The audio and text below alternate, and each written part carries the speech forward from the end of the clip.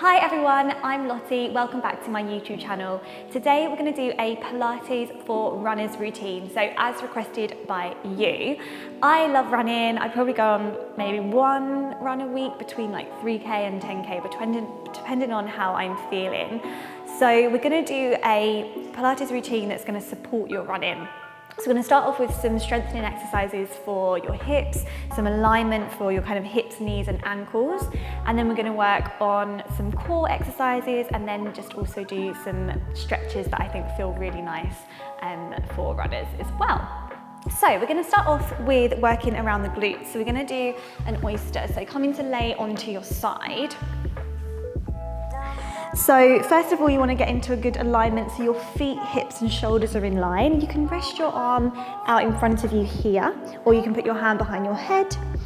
And then just first of all, let's just get into that correct neutral alignment. So you want to make sure you've got a nice little bit of a lift underneath the side of your waist, so you're not collapsing down. Okay, and then just feeling that center. And then we're going to press the heels together and just open the top knee and close. So we're going to try and switch on around the back of the hip, the glutes, the glute med, and release out of the front of the hip flexor. So think about that thigh bone reaching away from you as you open and then closing down. So it's one of my favourite exercises for the knees, this one, to really support the knees with the glutes.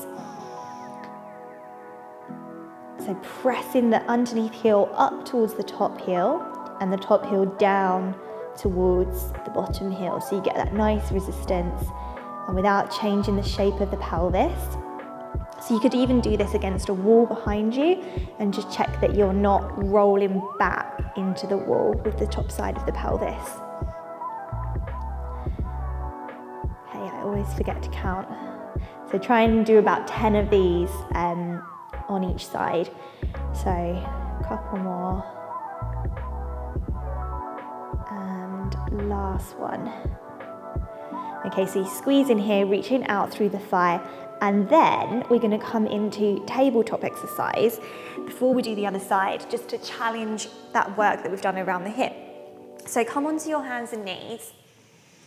And the leg that you just did the opening with, you're going to keep that one on the mat and extend the other leg away and lift up with the opposite arm. So it's a core stability exercise, which is really good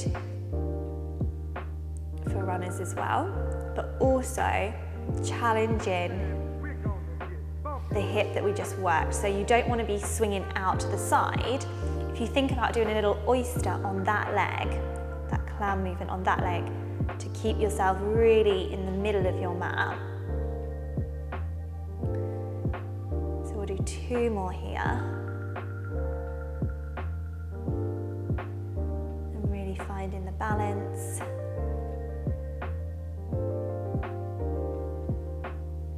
So you're using this hip to really stabilize you. Good. Okay, so let's do the other side. Same exercises on the other side, so coming down. And then just bring your feet back in line again. Again, you can have your hand resting behind your head or just straight here. And then just again, feeling that little lift underneath the side of the waist. Heels pressing together, and then you're going to open and close. So I like to imagine that thigh bone is getting longer and pulling out of my hip. And it's like you're trying to create some space in that hip joint, that ball and socket joint. Pressing the heels together. Keeping sense of center. And that little lift underneath the side of the waist.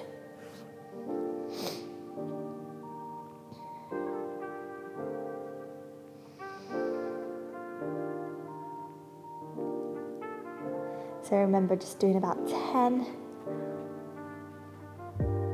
And press the heels together so you squeeze around the side of that hip, the glute med.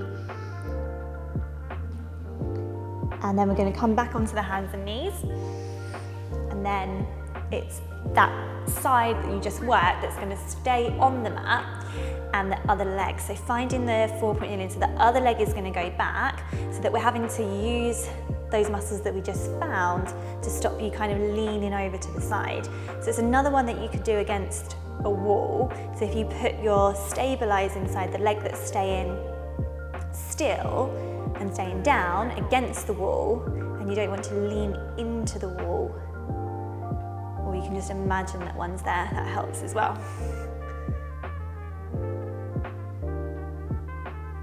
So just keep the navel drawing towards the spine.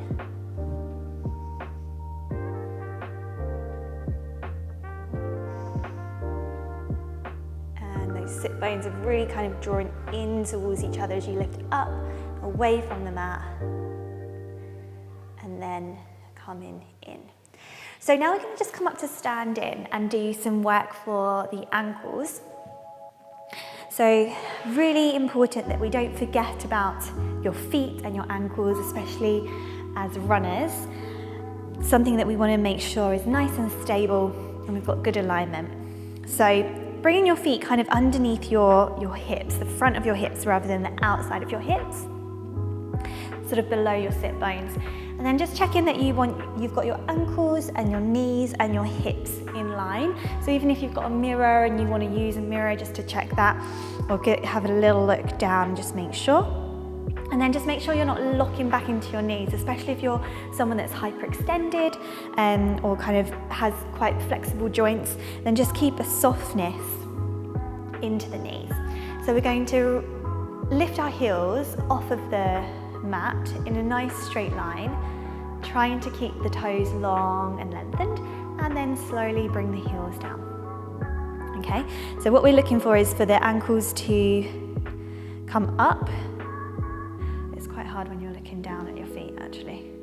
So try and look just straight forwards and then coming down. So we're looking for them to come up rather than sort of wobbling out to the side and coming in. It might take a few repetitions just to really concentrate on that. And if you're finding it hard to balance, you can hold onto the windowsill or something as well, just to really check that alignment. So then we're going to just add a little knee bend with the heels lifted, push the heels down, so you might feel quite a deep calf stretch with that one, and then stretch up. So we're going to add that little rolling through the feet. So you don't have to come super high on your ankles, just lift in and then feel a little bit more tummy to bend the knees. It's quite hard to balance, and try and keep the heels still, and then push the heels down and then push up, really lifting up through the knees. So we'll do one more there, finding that balance, pushing the mat away, and then bending the knees without moving the ankles. And then try and keep the knees at that same level as you push the heels down, and then push up and draw up through those glutes and thighs. Okay, so let's do a few core exercises now. So come back down onto your mat. So we'll start with toe taps.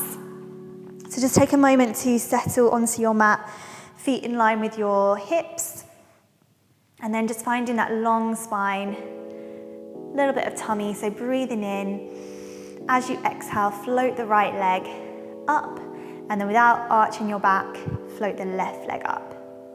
Okay, so being in this double knee fold position with your legs off the floor challenges your center already. So what we don't want is for a doming up of the tummy, but more of a sort of scoop in and flattening down. And then we're just going to alternate as we tap one toe to the mat and then the other toe. So try and let go of any tension in the thighs, which if you're a runner, you might feel that the thighs are quite grippy, the hips are quite tight, and then that stops us being able to really get into the center, into the abdominal muscles. So really try and soften here, even if you bring your feet a little bit lower down as you alternate.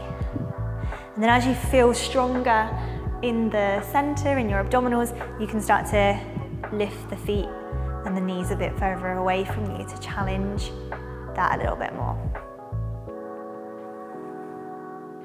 So as the leg goes down, you're feeling lifting up through the abdominals. Okay, one more on each side. And then we're going to just come up into a little teaser hold next. So you can roll yourself up from here, or just turn to the side and carefully come up. And then we're going to just hold a little teaser.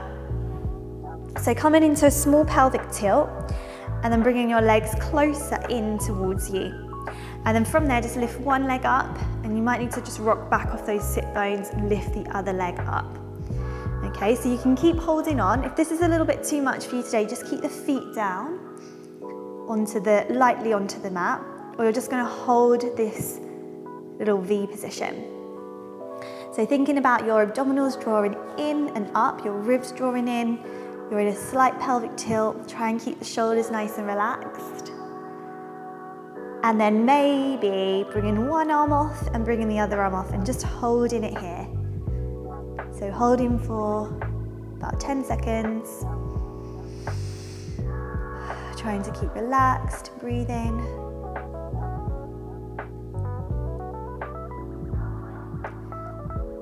And then holding back on and releasing back down.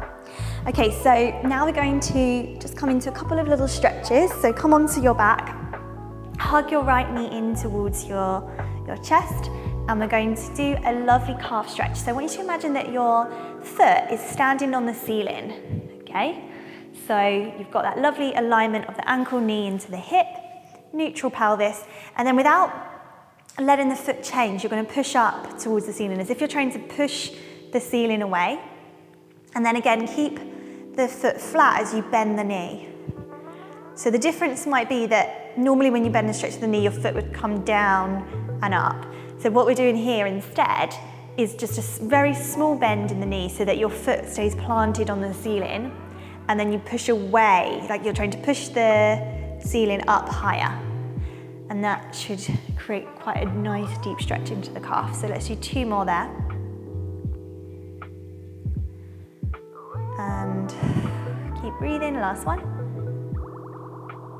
And pushing all the way up. And then let's do the other leg. So slide that one down.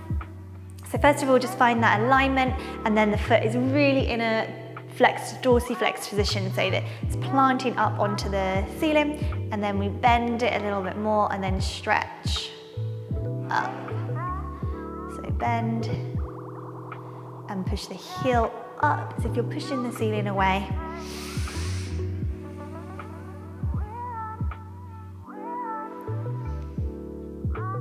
You might find that one side is a little bit tighter than the other when you do this.